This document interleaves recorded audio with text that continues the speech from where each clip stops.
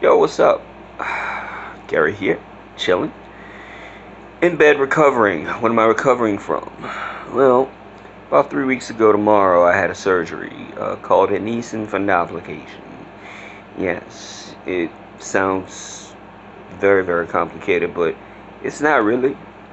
Um, so I'm gonna tell you exactly why I had to have it, the gist of what happened, and pretty much the after effects of it. And I do recommend that anybody who has a really bad acid reflux or GERD or GERD, if they find out that they have a hiatal hernia and they can get it repaired doing this surgery, using this surgery, I suggest you get it because the success rate of it is very high, and the rate that it corrects the issue is high as well. Um, so what happened is I was having stomach issues and I went to have a colonoscopy in an upper GI. Actually, the upper GI was first, I think. Anyway, they found that I had a hiatal hernia. I don't know exactly when it started, but my symptoms of acid reflux and GERD started. It's been the GERD started a few years ago, but I've had indigestion, stomach issues since I was a kid. So, what happened is the hiatal hernia happened when my stomach somehow entered into my esophagus, because the in your esophagus it's kind of a like a pump. It opens and closes. Well, mine, the top of it that's supposed to close doesn't close properly, so that caused part of my stomach to go into my esophagus. And what happens then is the stomach acid will travel up, and a lot of people will get it in their chest. I got it in my throat, and it burned the hell out of me. Like, it's painful, annoying. I had to sleep on my back for about 11 years. It's so what the doctors did was decided that they would give me this Nissen fundoplication, this surgery. So the night before, I thought I couldn't eat for 24 hours, but it was really 12. So I missed out on a delicious steak. But oh well. So the day before my surgery, I had to take some antibiotics, and I had to scrub myself down with this soap that dried out my skin but disinfected it. Next morning, I had to wake up early, do it again, and then after that, I had to go to the hospital. Now, when I had my two previous procedures, the upper GI and the colonoscopy, I can remember distinctly falling asleep. This, I don't remember at all. All I remember was talking to my brother-in-law and then just waking up in pain. So what they did was they went in my stomach in 5 different points, and they laparoscopically, they kind of pulled it down, my stomach down from my throat, took the top of my stomach and wrapped it around itself to kind of create a new,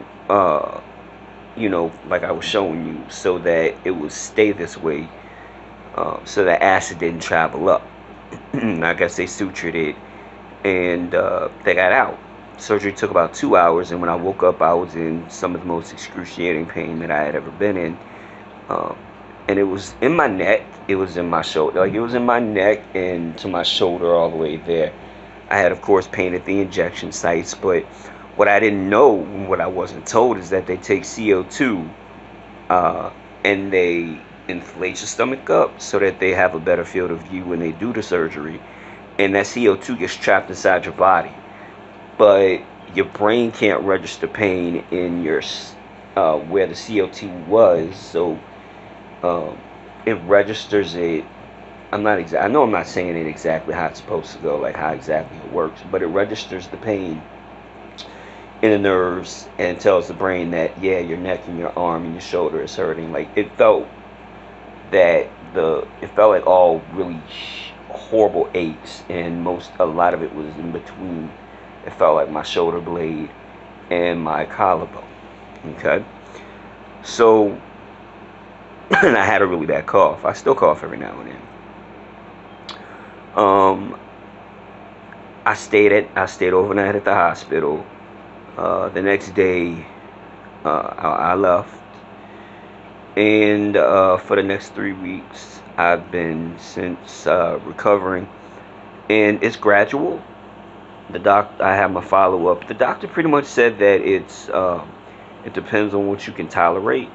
So, and I'm talking about diet. So I started out with beef broth and chicken broth, and some Jello, and I gradually moved up. I made a couple of mistakes because one tip is if you do get it, and again I suggest you do for that exact issue because the success rate is high, and the possibility of needing surgery later is not as high as the other procedures that you would have to do. But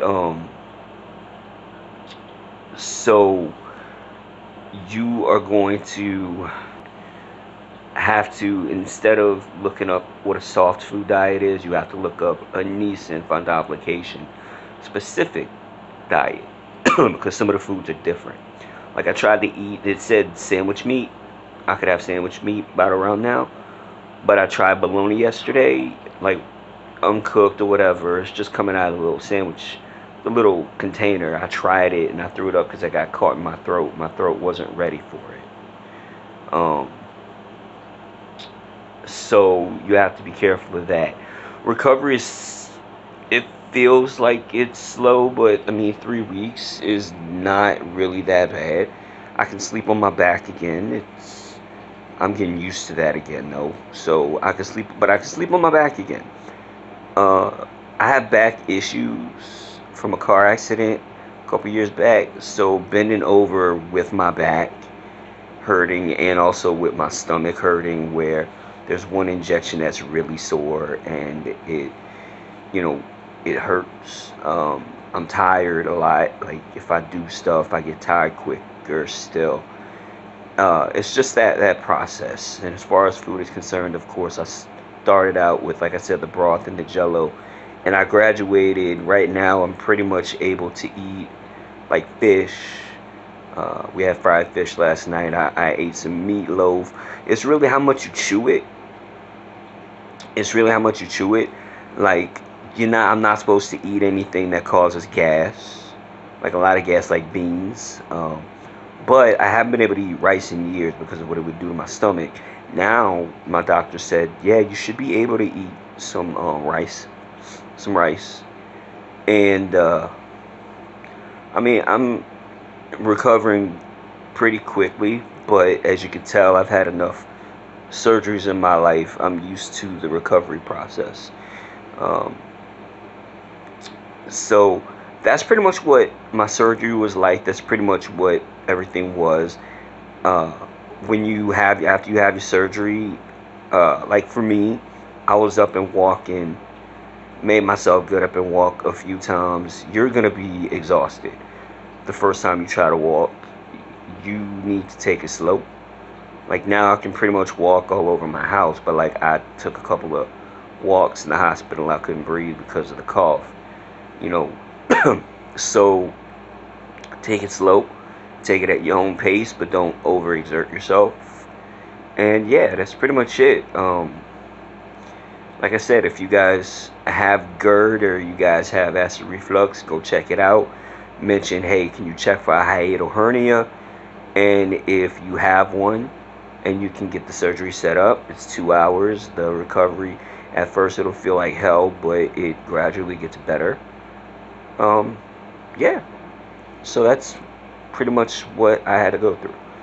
Y'all have a good one. I love you guys. Deuces.